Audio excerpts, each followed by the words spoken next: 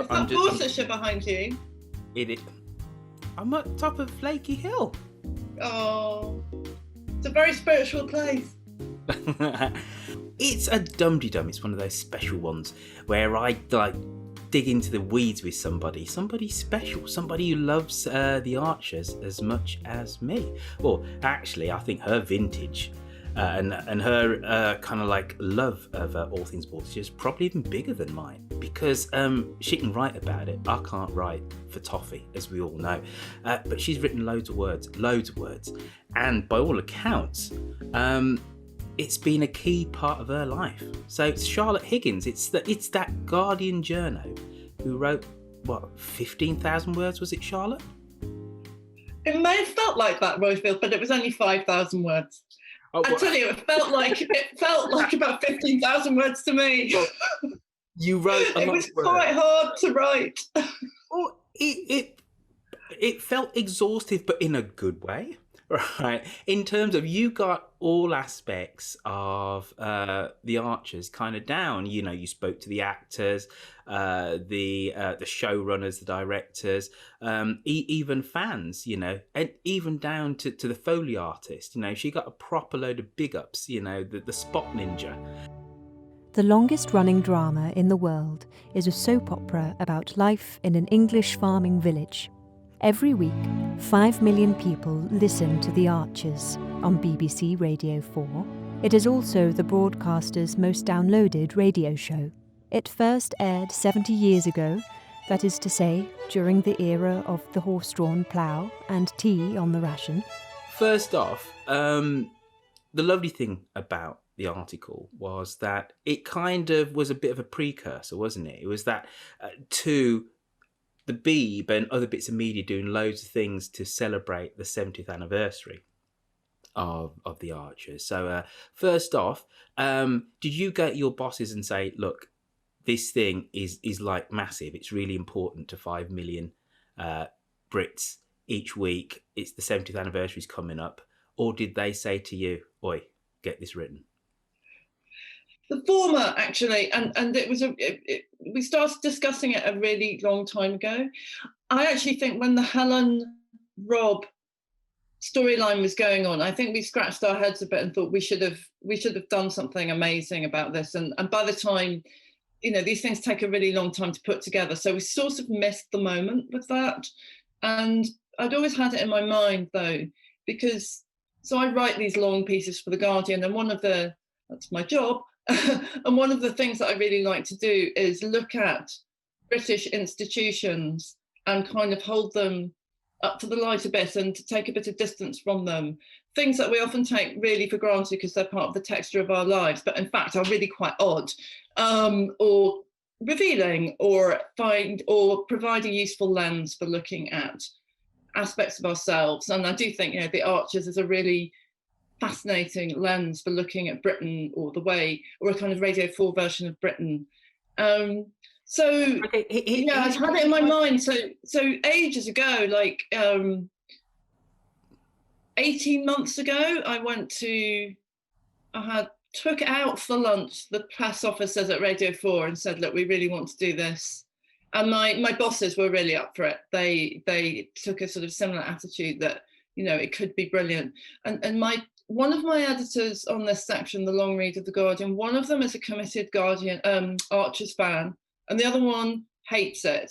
And that's a really good combination, because the one who hated it also, you know, he doesn't know any of the characters. You know, I kept having to bear in mind all the time that I had to try and write this article for people like you, Roifield, or like my other editor, Claire Longrick, who know and love The Archers, but also for people like David Wolf, my other editor, who's not interested in The Archers really, but was prepared to go with it if I could draw him in and make it sort of interesting enough. So that's how it came about.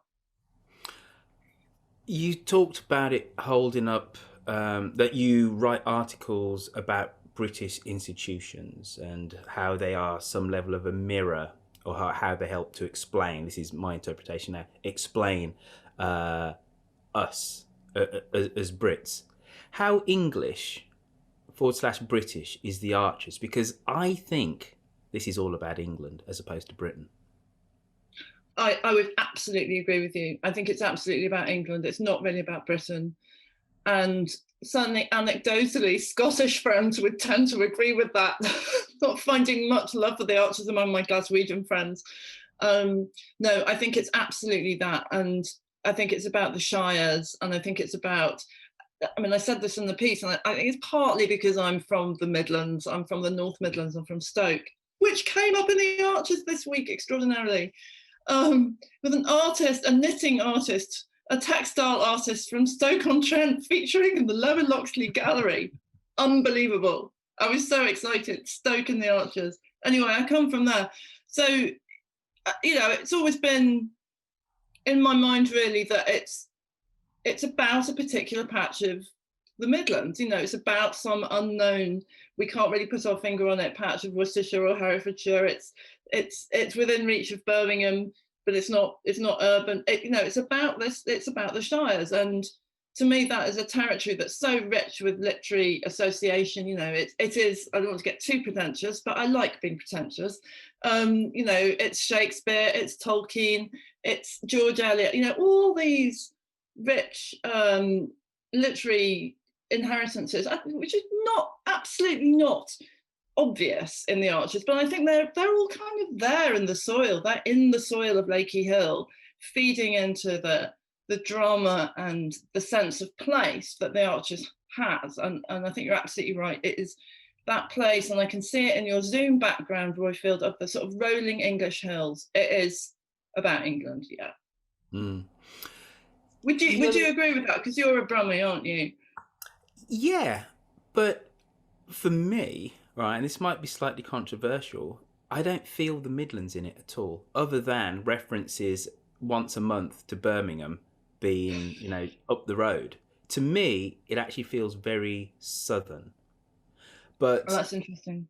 I have a real sense of, this is a conversation I have since, I spend 3/4 of my year outside of the UK in California, where I am now. Don't let Lakey Hill behind me fool you. I'm in Oakland right now, California. However, I spend so much my time outside of the UK, let's say England, that I have a view of England, which I'm not going to say is particularly unique to me, but I think there are 3 Englands. There's zones 1 to 2, possibly 3 of London, which could be anywhere in the world. It's this metropolitan, cosmopolitan thing, which just happens to be in England.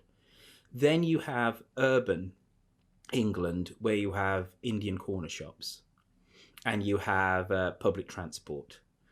So whether you are in Birmingham or in Manchester, they have commonalities, or Glasgow. They have commonalities. You'll see people of other skin colours, but fundamentally, they're not Americans like you'll get in central London. And it's this staple of urban English life. And then there is rural, and I'm going to say England, because I haven't spent any time in rural Scotland or Northern Ireland. And that is as alien to me as me going to Denmark. Yes, we speak English and there are certain cultural totems that we share, but people will ask me, where am I from? Nobody asks me where am I from in Manchester or in Leicester, shall we say. And there are rhythms of life which to me are very different.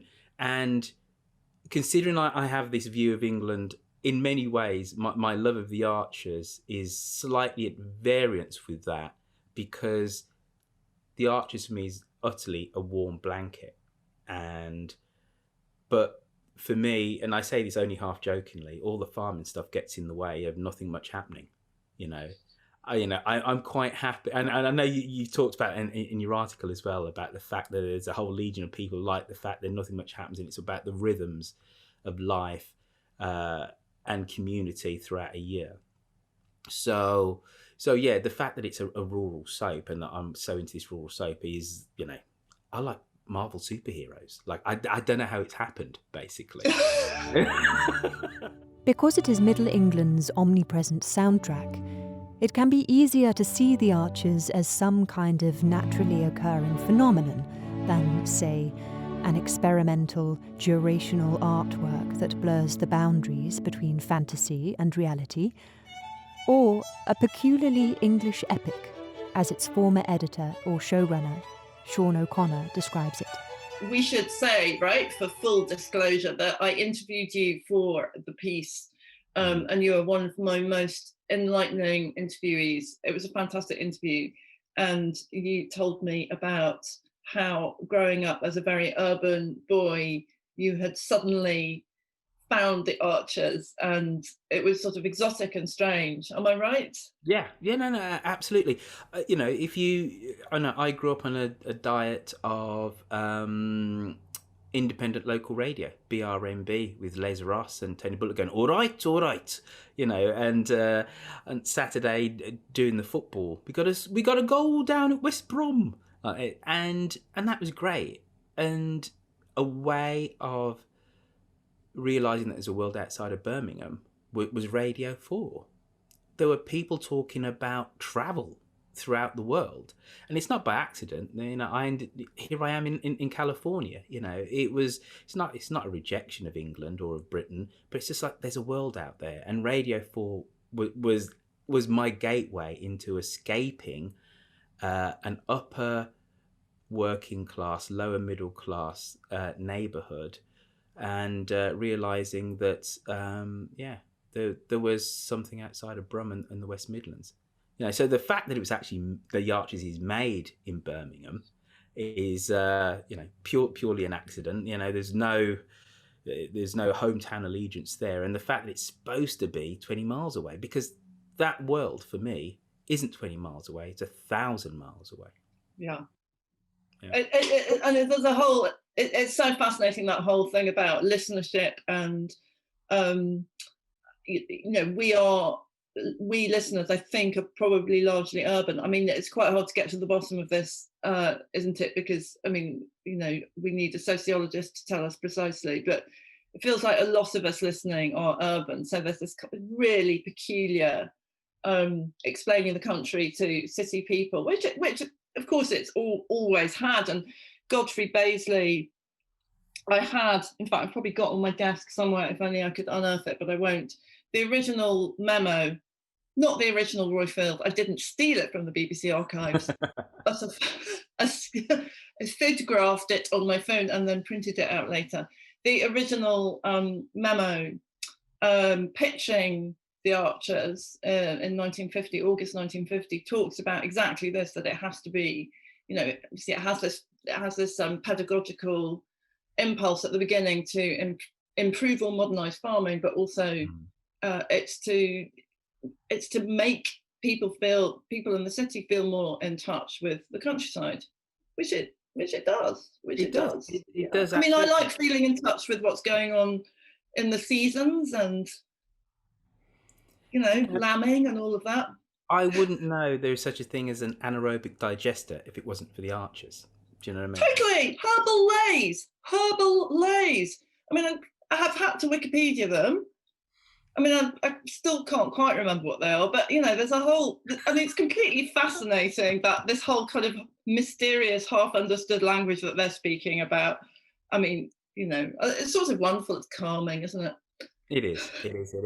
But you have to tell me about the Archers being a companion in your life, because it's one of the things you said in the article, that it's always been a part of your life. So, is the Archers basically a sibling of yours, but just in docudrama form on the radio? Has it always been with you? Yeah, it's a really nice way of putting it. Totally.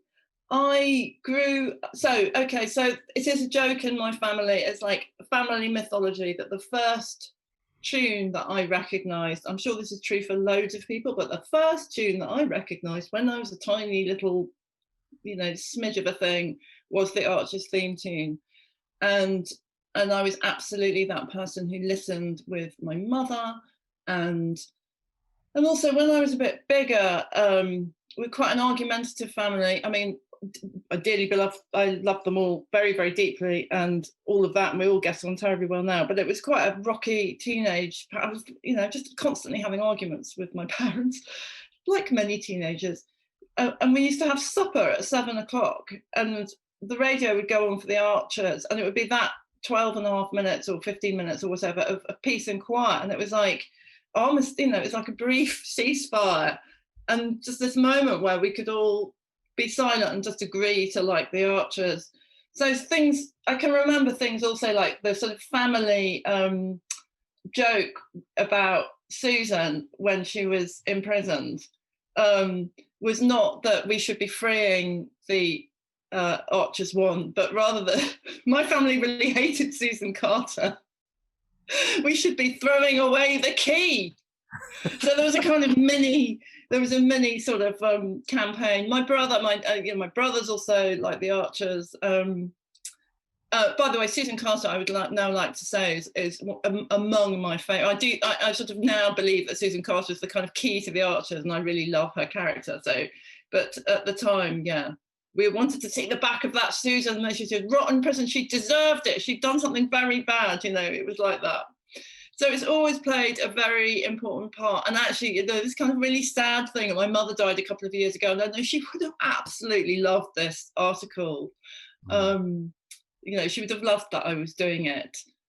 So yeah, it's a really big part of my life, and it's just one of those moments in journalism where you think, I can't really believe that they're paying me to do this, because it's just, it's just something I love so much. But at the same time, yeah, I should be being paid danger money for this, because I don't want to see the actors. I don't want to see their faces.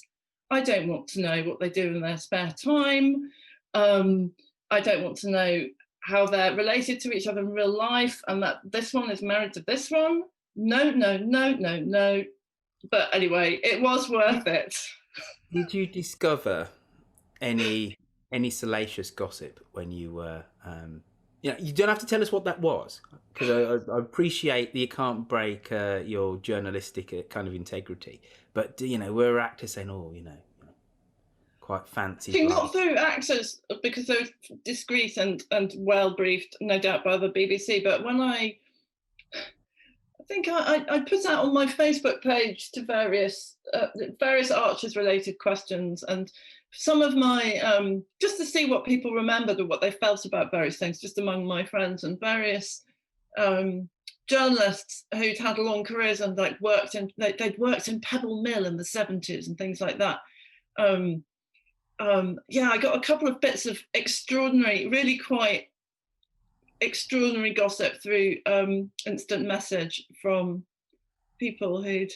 I'll tell you later, Roifield, but I can assure you I'm certainly not going to say it on your very popular programme. We'll have our artists sued off us. You said that the character Susan Carter, is key to Ambridge, and I think she is pretty key, right? But if there's going to be a death match between Linda Snell, right, and Susan Carter as to who fundamentally is the beating heart of this thing, right, I put it to you, Charlotte Higgins, that it's Linda Snell. I can see that argument. I can totally see that argument. Mm-hmm. She makes that village work. She pumps the energy into it. House have recognised her work, now. She's got her gong. But there's something, she'll always be an incomer though, She'll always be an incomer. And I know Susan's not from, is that right? No, the Horrobin. No, she's actually from Ambridge, isn't she? The Horrobins are Ambridge natives. I think there's something about Linda. Yeah, I'm sorry. Yeah, I don't know. I don't know if I agree with you, actually, Roifield. I don't know. I think. Am I? Yeah. I think I'm disagreeing with you. Okay. Something about the shop, isn't there? Something about having all that power in the shop that gives Susan this particular sort of traction. Well, she's a great plot device for news gathering and dissemination of her take on it, isn't she? Yeah. So she is, before Twitter, she was Ambridge's Twitter. That's what Susan Carter was. But there is something about Linda Snell, which, Village Fate, the Panto which I hate, all of this. And we also, all hate the Panto, don't we? The Panto's rubbish. Every year, the Panto's got some really... We have to sit through these actors pretending to do bad acting or just doing bad acting, as the case may be. No, surely not. But it's just a tradition, isn't it? And we just kind of, sort of like it despite ourselves. I did like, the last, about 4 years ago, when it all got incredibly meta, when the BBC Run Radio 4 would actually do Blythe Spirit with the actors. I quite liked that, right? And I went to see Blythe Spirit in San Francisco because of that, It's a great play. Sorry? It's a great play, no? Well, I really enjoyed it, yeah. You must have seen the film, Roifield. I hadn't. No, well, there's something for you. This is the thing, right? It was Angela Lansbury. She did it, and there was a whole load of Anglophiles there, who'd seen her doing her TV program, which was massive in America in the 80s and stuff. But there she was, chin wobbling or whatever. But she was utterly fantastic. But I don't come from the same cultural tradition as many listeners of The Archers and of Radio 4 listeners. I don't, right? I am son of brown immigrants, black immigrants, in urban Brum, So I haven't read the same books. And doing Dum Dee Dum with Lucy, that was just kind of writ large, because she had a whole, back reference and of things which I just don't have, Growing up for me, I'm literate, and I watch films and stuff, but I don't, the whole canon of classical English literature, let alone classic 1940s, 50s films, is over my head. Talk to me about early blue beat, reggae, things like that and stuff, and I'm down with you. But that was one of the other interesting things which I got from your article was. Like Sean O'Connor saying that, he took, and I forgot exactly the reference now. But was he talking about what he was going to do with Freddie Pargeter going forward? But there was a classical literary reference. Oh no, Sean was extraordinary because he was an extraordinary interviewee. Sean O'Connor was then a young scriptwriter. He borrowed a motif from Hardy's Jude the Obscure, he told me, when he had Joe Grundy kill his son's ferrets with a hammer. Incompatible as the creatures were with cramped council accommodation. Like the suicide of Jude's siblings, it was done because we are too many. It became clear every step of the way that how many literary stories he'd borrowed, and I think I have this feeling that even if you haven't read Jude the Obscure, or even if you haven't read Mill on the Floss, that these stories somehow kind of sit around in our collective unconscious. They're sort of in the Borsetshire soil, and so partly because they are sort of these big mythical grand stories that they just resonate, and they themselves borrowed from early literature. So. He took, stole, borrowed. When O'Connor came to edit the show himself in 2013 to 2016, there was more creative plundering from the English novel. He put the Archers family and Brookfield at the centre of the action because that's your Wuthering Heights, your Thornfield, your Mansfield Park, and you need to fight over that. When Frida Fry was taken away by the flood, the great Ambridge flood, I said it was that Mill on the Floss, and he was like, yeah, it's Mill on the Floss, it's George Eliot's Mill on the Floss, although obviously Frida Fry is no Maggie Tulliver, but nevertheless, so that was really interesting that he he made enormous use of these big, sort of dramatic, sweeping, tragic storylines from English literature and freely drew on them. Yeah, I thought that was completely fascinating. His tenure being the head honcho at at the Archers is somewhat controversial, isn't it? That we have to give him big ups and props for the Helen and Rob storyline, and you also made the point in the article that it played out in real time. Some listeners said it was excruciating when you realise what was going on. At first, we didn't. But but the penny dropped for people at slightly different moments. It was so well written and so well acted, and that arguably blew up the Archers, didn't it? That yes, social media has come and shone a light on this weird, eccentric 5 million people listening in isolation to this thing, but in terms of the media consciousness of the Archers, Sean's time and that storyline definitely, lit a bonfire underneath it, or a grenade. That's a better metaphor. Lit Absolutely. A grenade. Yeah. Absolutely. Although I think things are cyclical. I mean, one of the things that I did when I was researching the article was go back and look at press coverage from the 50s and 60s, and it was pretty blanket.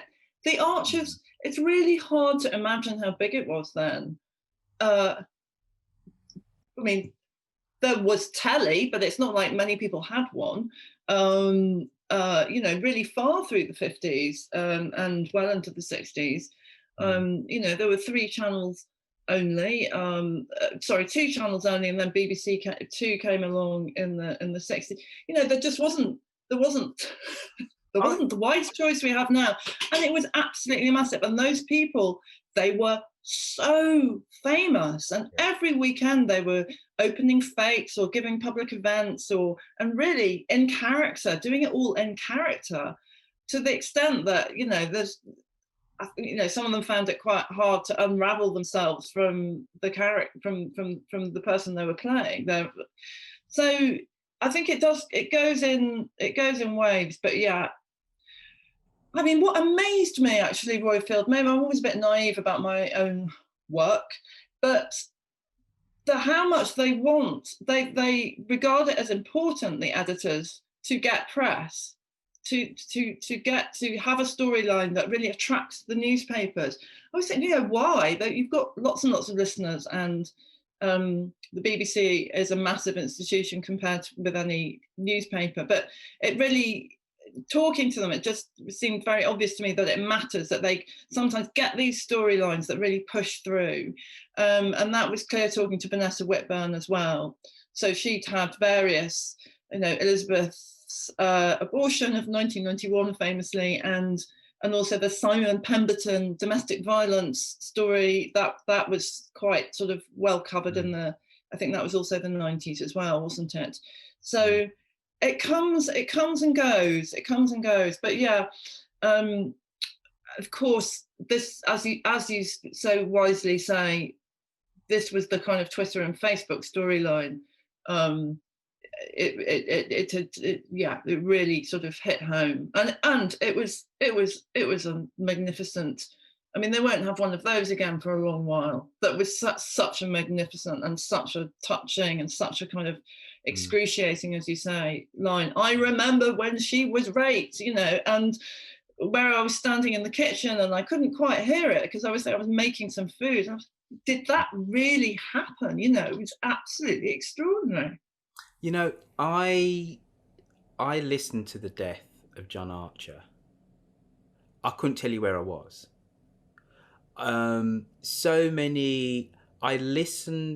I was definitely listening when Susan was thrown in prison. I was a student, but I couldn't tell you, and I would have had to have tuned in at 7, but I couldn't tell you that day. But there is something about the reinforcement of social media now, that when Helen stabbed Rob, I was driving in the car, listening to it on the way from Brighton, coming back to London, I'm going through Wandsworth. I know exactly where I was. And it wasn't just the power of the storyline, it's the whole ecosystem around it now. Because people keep talking about it, so it gets reinforced.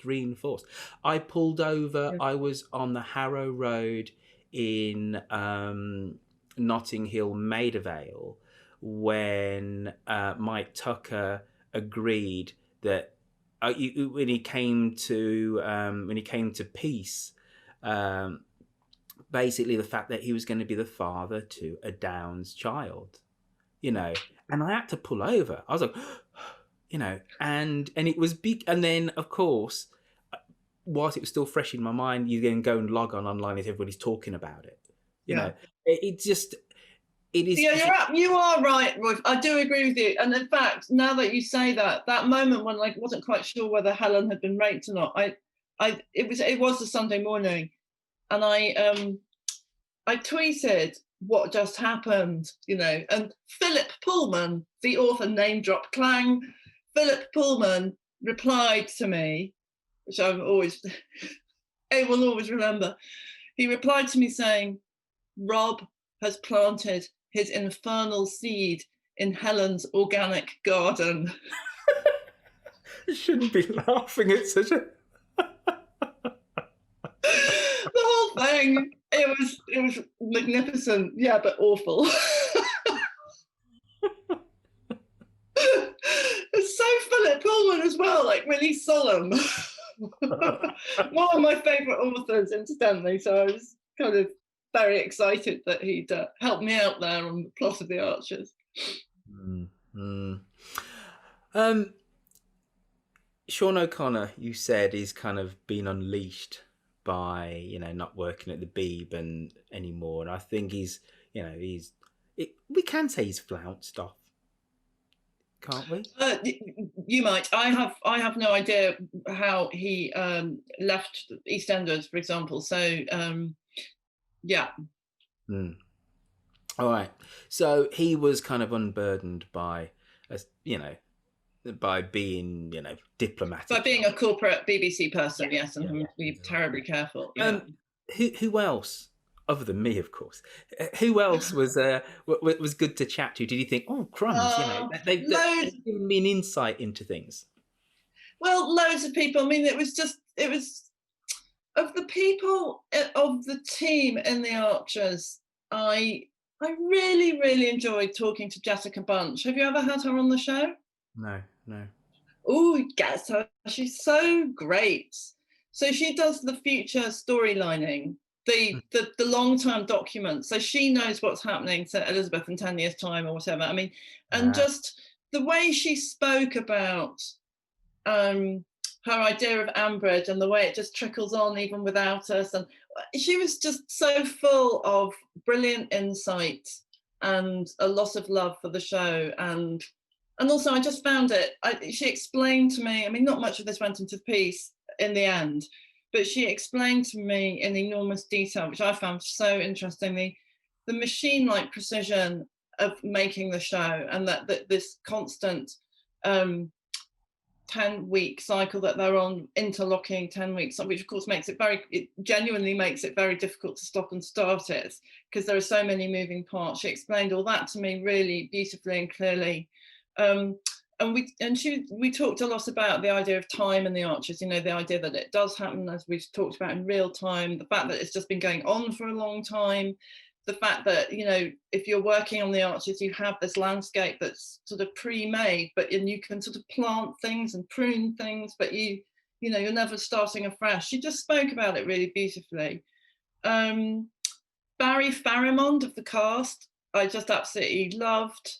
He talks brilliantly, and because he has an interest in sound and sound technology, he was extremely illuminating on working in radio, doing drama through audio only. Ben Norris was fantastic, and I know you've interviewed him.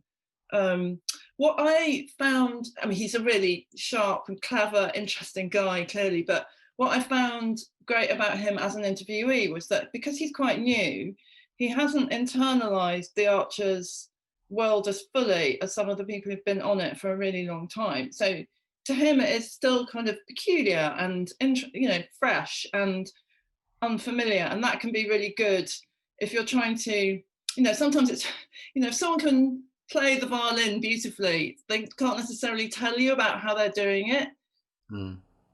He's still learning in a sense. Not that, I mean, he's brilliant. But he's still learning. I think he would say that. So he has a kind of acute sense of how it's done, which was really fascinating for me. The whole Foley side of things was Ness, the Foley artist, the spot ninja. I just fell in love with that woman. Her enthusiasm, her love for it, her sort of joy in the creativity of doing spot effects, and her generosity and kindness. She was just... Have you ever spoken to her? Have you ever had her on the show? I haven't, but we've done a couple of Dum-de-Dum Lives in Birmingham. Yeah. And each time we combine it with a tour of the mailbox, of the Archer studio at the mailbox. There's two things that people always rave about when they come back. And the irony is, I walk people to the mailbox. I've never actually done the tour myself, so I need to fix that. They go, "Oh my God, the bull is like a cardboard box, right, with various little knobs on over for various different sound effects," and they're blown away by her.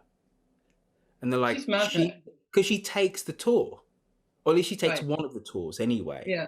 And so she complete what you said. She has a love and a passion and an insight, and people are just blown away by, oh my God. So the sound of a calf being birthed is X. You wouldn't believe what it is or whatever. And it's her infection and her knowledge. People just come back in love with her. Yeah. She just had me completely, I'd follow her through the ends of the earth. She was so great. I loved her so much. But there were loads, I mean, everybody, everybody had something to offer. It was, I mean, talking to June Spencer, it's like I'm talking to a living legend over my incredibly poor internet connection. Thank you, the gods of the internet. But that was just amazing. She's so on it. And, when she says to you, well, dear, and of course I learned how to do radio drama during the war, and you couldn't make any mistakes. She was such a pro. Again, sort of, they were all very generous and delightful. But, I really enjoyed talking to you. I really enjoyed also talking to Nicola and Cara of the Academic Archers, great sort of stalwarts and founders who was such insight and, again, such generosity. We had slight beef because I said to them, well, my section was bigger than your section. Oh no, Roifield. And they were right. They were right, Charlotte Higgins. But no, they're actually properly lovely. Them pair, properly lovely, and what they've created over there, the Academic Archers, is something incredibly clever and Dum-de-Dum-esque in a way, in that there's an ecosystem away from now the actual thing which they're kind of commenting on. They've got their books and whatever and stuff, and we have our kind of like podcast world and whatever as well. How long did it take from when you got the the thumbs up, the green light, so to speak? How long were you working on this, and were you able just to work on this solely, or were you doing other things as well in between? So it's more complicated than one might think. So I started on it in December 2019. Extraordinarily, I went to the studio once, and I said hello to some people and watched a couple of episodes being recorded. And the whole idea was, this is just me saying hello. I'll be back with a notebook like 7 times next year. And I wasn't, because there was a pandemic. And also another complicating factor is that actually anyway from January to the end of April, I was off work writing a book. So I had started working on it, I had started thinking about it. I got to the BBC archives pre-pandemic as well. That was also in December 2019. And then I had this long gap because I was off, there was a pandemic. Came back, had to do a lot of journalism about the collapse of British culture in the face of the pandemic.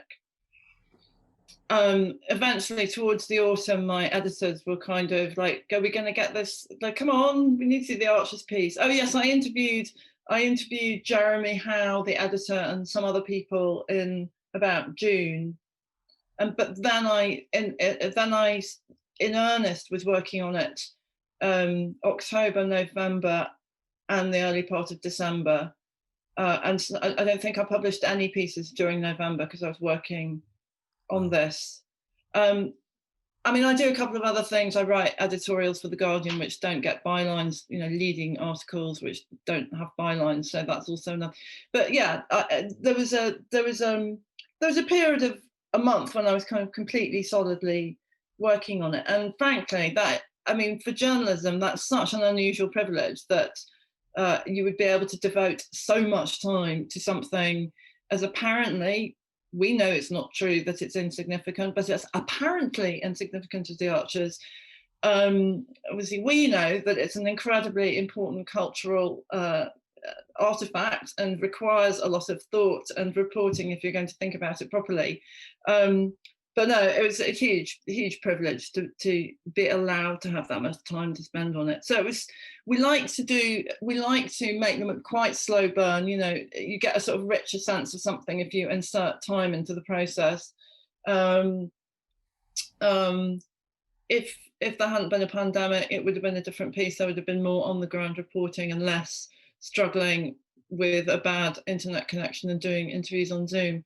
But I was pleased that I had managed to do this a bit of in-person stuff. And then I had to buy a lot of books secondhand because I couldn't get to the library. So I've now got an enormous, overwhelmingly large Archers library of my own. And yeah, that was it. That was the process. You mentioned in the piece that this has been a companion to your life, and very obviously you have a lot of love for the Archers. How different do you think that love and innate understanding that you have for it inform the piece, as opposed to, let's say, a journalist coming to it who wasn't au fait with it? Do you think reading in between the lines you could actually tell that you have this reverence, love, understanding, etc., for the show? Were you this objective journalist, or was it a 5,000-word love letter? That's a really, really interesting question. I think that it did need to be, to do the piece in the form that I did it, it did have to be somebody who knew it really, really well. And one of the nice things that I just, when people posted it on Facebook, and you can kind of see, and I could see comments, and one of the nice things was I could see really hardened fans saying, well, at least she obviously listens to the Archers. There was a sense that I kind of knew my stuff, and I think that was probably necessary to this kind of piece.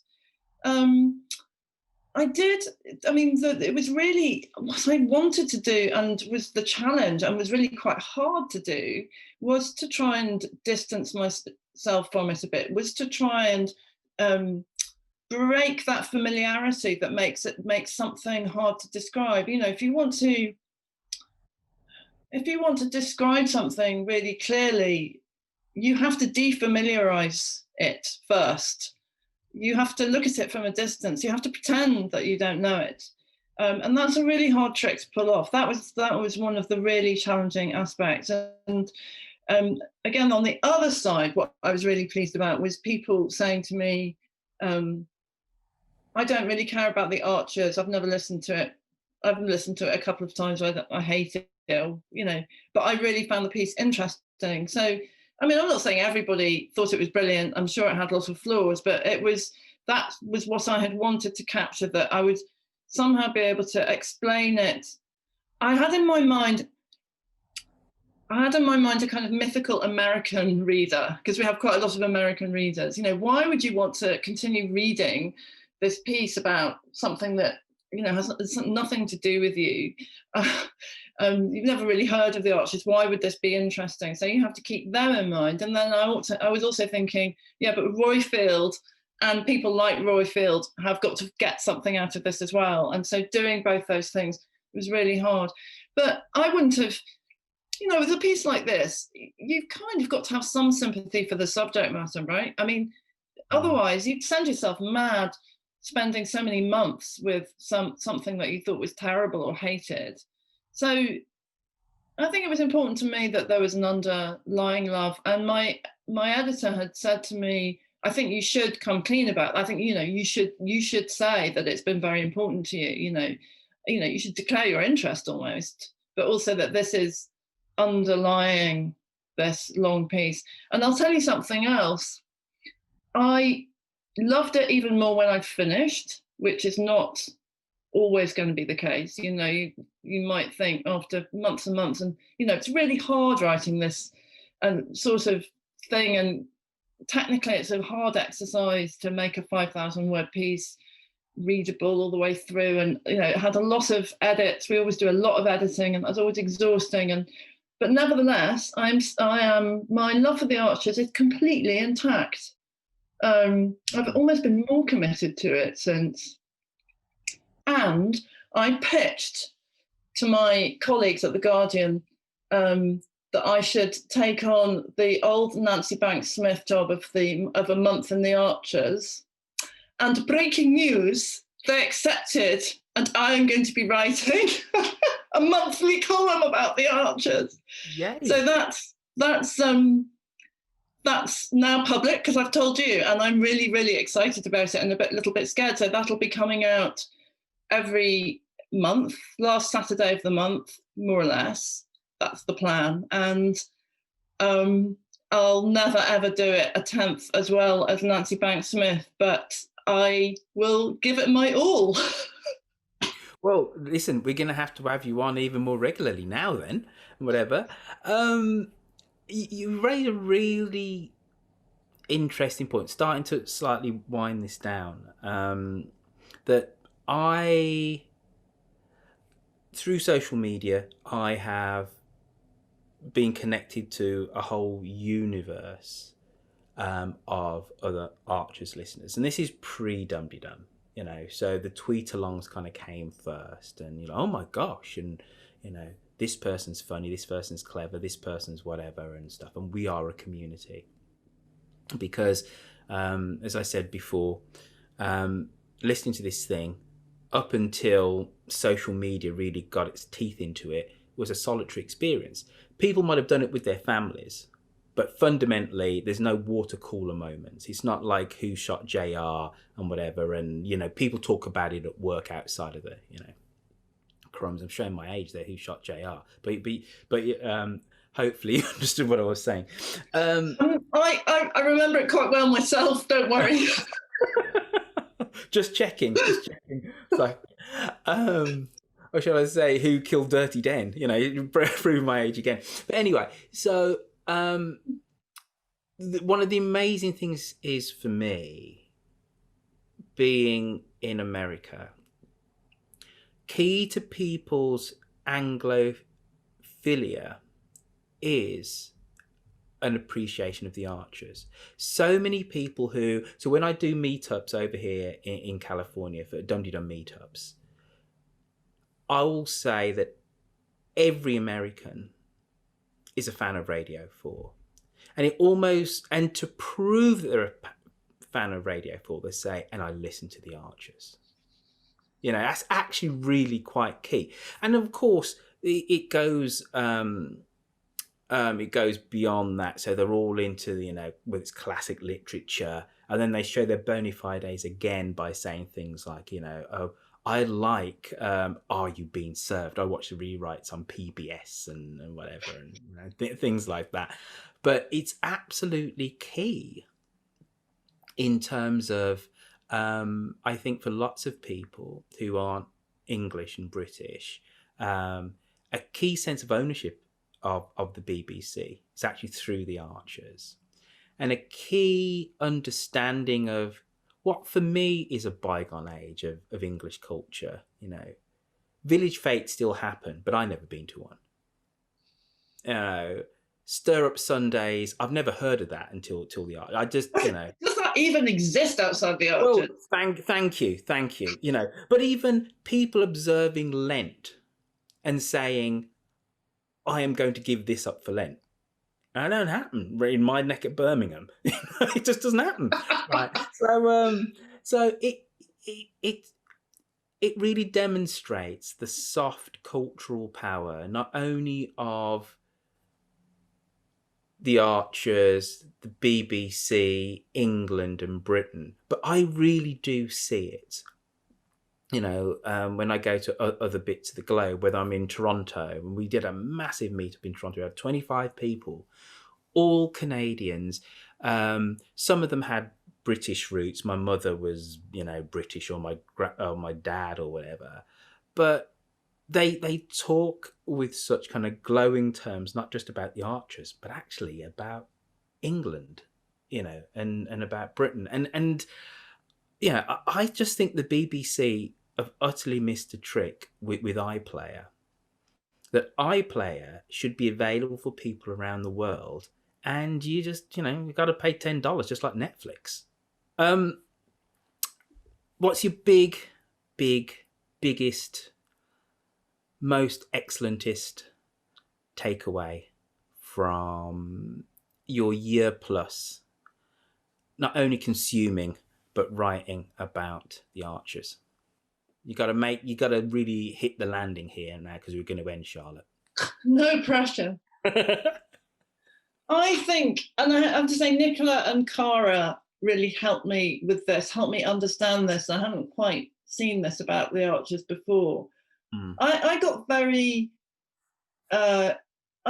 sort of interested in, you know, the Archers, what's real about the Archers, or reality and made up, and fact and fiction. And I was going into a bit of a tailspin about it somehow.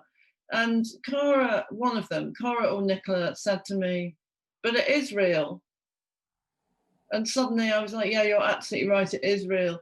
And what they meant was, the Archers is real for us because it constitutes the real material of our lived lives. Like, when I go and listen to the Archers in an hour, that will be part of my real life. It will affect me in some way. It's not that I'm over-investing in something that's made up. It's that the act of listening to something is part of the texture of my life. In that sense, it's a real experience. And it was just this kind of quite simple philosophical point that I just thought, yeah, you're absolutely right. You know, it's part of the texture of our lived experience, and that's why it's really important. There was that, and there was also the thing about how, I think I end the piece with this, like, its power. You couldn't have known this in 1951 because nobody knew that it was going to be this incredibly long-lasting thing. You know, they thought, June Spencer thought she was coming in for a few weeks or months, and bye-bye the Archers. So this is something you can only know about the Archers now. But like, the most powerful thing in the Archers is its time, is longevity, is its regularity, is the thing that it potters along at the pace of our life. But also that it accumulates, like every time it's on, it accumulates more power because it has more memory as an institution. It has more memory as a drama. And every time there's another episode, it's sort of a richer and richer thing. I mean, it is a beautiful work of genius, The Archers. It's like this amazing experimental, 70-year experimental avant-garde work of art. And we love it. And I'm going to land there, Roifield Brown. know what? You nailed it. You utterly nailed it. As somebody who sat in a 230 odd year old experiment in democracy, which is America, well done. Charlotte Higgins, thank you for coming on to this very special Dum-de-Dum.